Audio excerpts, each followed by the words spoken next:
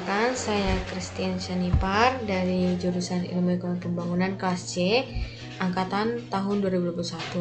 Di sini saya akan menunjukkan tutorial atau cara untuk menghitung menggunakan EVIS 12 yang diambil dari data yang ada dalam jurnal jumlah tenaga kerja dan jumlah pengangguran terhadap pertumbuhan ekonomi Provinsi Jawa Timur pada tahun 2012 sampai 2021.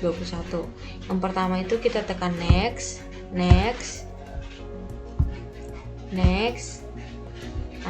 dan finish. Lalu tekan no. Di sini telah ada variabel-variabel. Yang pertama itu variabel Y, yaitu pertumbuhan ekonomi, variabel X1 yaitu tenaga kerja, variabel X2 yaitu jumlah pengangguran. Lalu yang pertama tuh kita klik quick, lalu pilih estimation equation. Di sini kita ketik yang pertama tuh variabel Y, yaitu pertumbuhan ekonomi, spasi C,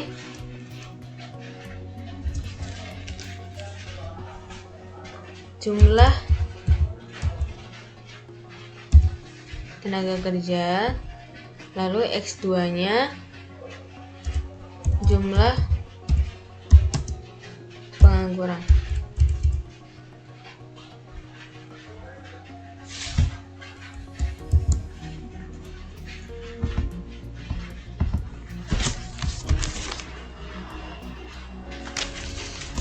Lalu tekan OK. Di sini muncul regresi linear berganda. Lalu kita ke view. Di sini kita akan lebih dulu membuka histogram, yaitu yang pertama kita tekan view, lalu pilih residual diagnostic, lalu pilih histogram normality test. Nah, uji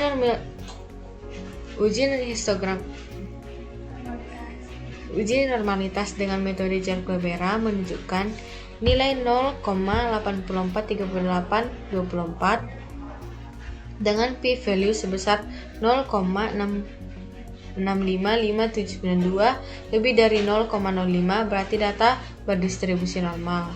Selanjutnya kita buka uji multikoordinaritas. Yang pertama klik view, lalu pilih coefficient diagnostic. Di situ kita pilih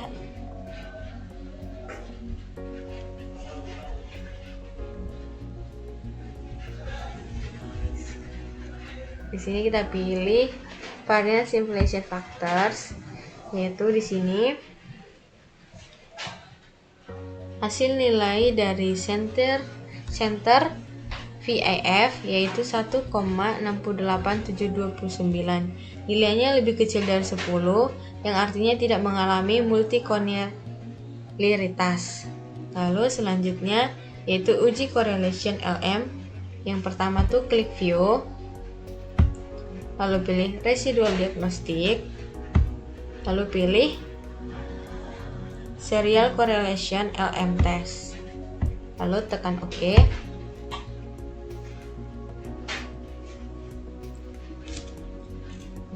Pada LM test ini probabilitas chi-square kedua yaitu 0,046. Lalu selanjutnya kita ke uji heterosikidasitas. Yang pertama tuh tekan view, lalu pilih residual agnostic, lalu pilih heterosikidasitas, lalu tekan OK.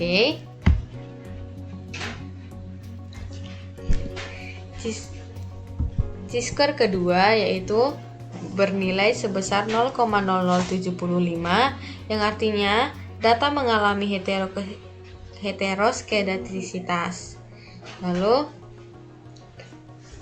selanjutnya kita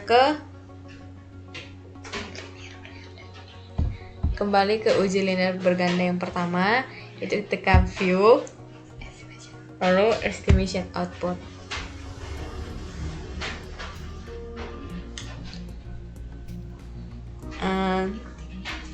Pada kolom probabilitas uji T, yaitu yang statistik yang ini, variabel X1 sebesar 0,8349 lebih besar dari 0,05, artinya variabel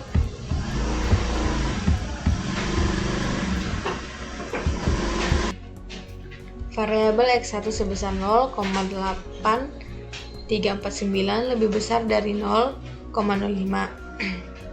Artinya, variabel X1 tidak berpengaruh terhadap variabel Y. Lalu, variabel X2 sebesar 0,175 lebih besar dari 0,05, artinya variabel X2 berpengaruh terhadap variabel Y.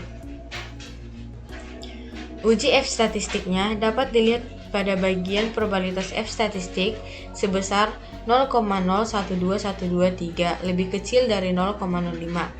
Artinya, variabel X1 dan X2 secara bersama berpengaruh signifikan terhadap variabel Y. Lalu, nilai koefisien determinasi dapat dilihat pada bagian R² bernilai 0,716564, yang artinya variabel X1 dan X2 mempengaruhi variabel Y sebesar 71,65%. Lalu, koefisien korelasi dapat dihitung dengan mengakarkan nilai koefisien determinasi sebanyak 2 kali.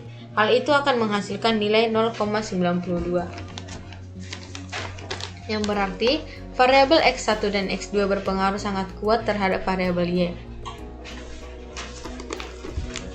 Di sini selanjutnya di sini saya akan menunjukkan tabel data jumlah tenaga kerja, jumlah pengangguran dan pertumbuhan ekonomi Jawa Timur pada tahun 2012 dan sampai 2021. Di sini ada X1 yaitu tenaga kerja, yang kedua ada jumlah pengangguran, dan Y1-nya adalah pertumbuhan ekonomi dalam persen.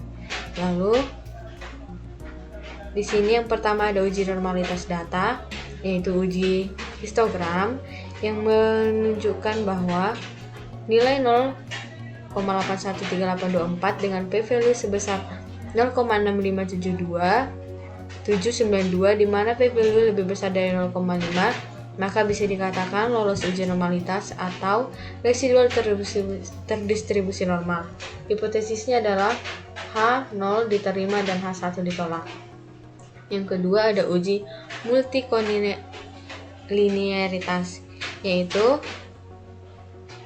nilai center VIF dari X1 dan X2 adalah 1,688729 dengan asumsi jika nilai VIF lebih kecil dari 10, maka tidak terjadi masalah multikolinearitas. Namun, jika VIF lebih besar dari 10, maka terjadi multikolinearitas. Dari hasil uji multikolinearitas dapat dinyatakan bahwa data lolos uji multikolinearitas. Yang ketiga ada tabel hasil uji autokorelasi atau serial correlation LM test.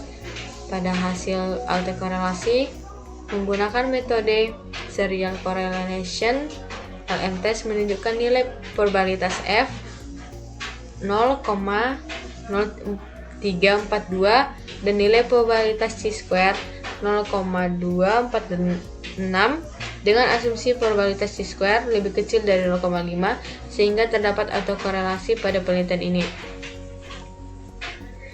Terdapat perbedaan dari Evis tadi dengan jurnal ini karena jurnal ini mengalami autokorelasi. Selanjutnya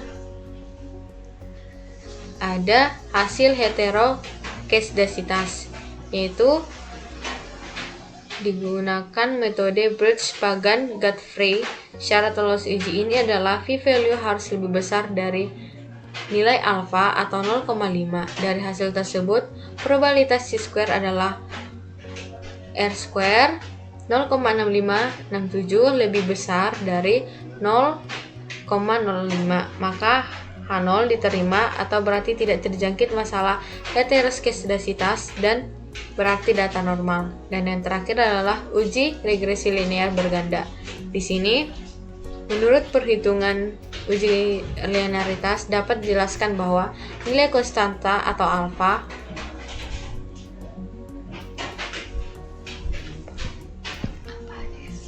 adalah 19,18805 apabila nilai jumlah tenaga kerja atau X1 dan jumlah pengangguran atau X2 nilainya 0. Maka pertumbuhan ekonomi atau Y nilainya adalah 19,18805. Yang kedua, koefisien regresi variabel beta X1 jumlah tenaga kerja sebesar minus 189 dengan asumsi jumlah pengangguran tetap dan X1 mengalami kenaikan 1%, maka pertumbuhan ekonomi atau Y akan menurun sebesar minus 1,89 dalam persen. Koefisien negatif, maka berhubungan antara X1 dan Y bernilai negatif. Dan yang terakhir, yang ketiga adalah koefisien regresi variabel beta X2 jumlah pengangguran sebesar minus 1,13 dengan asumsi jumlah tenaga kerja tetap dan X2 mengalami kenaikan X1, maka pertumbuhan ekonomi atau Y akan menurun sebesar 1,13 dalam persen. Koefisien negatif, maka hubungan antara X dan Y bernilai negatif. Sekian review jurnal dari saya yang menggunakan Infuse. Saya ucapkan terima kasih. Maaf bila ada kesalahan dan kesederhanaan video. Terima kasih.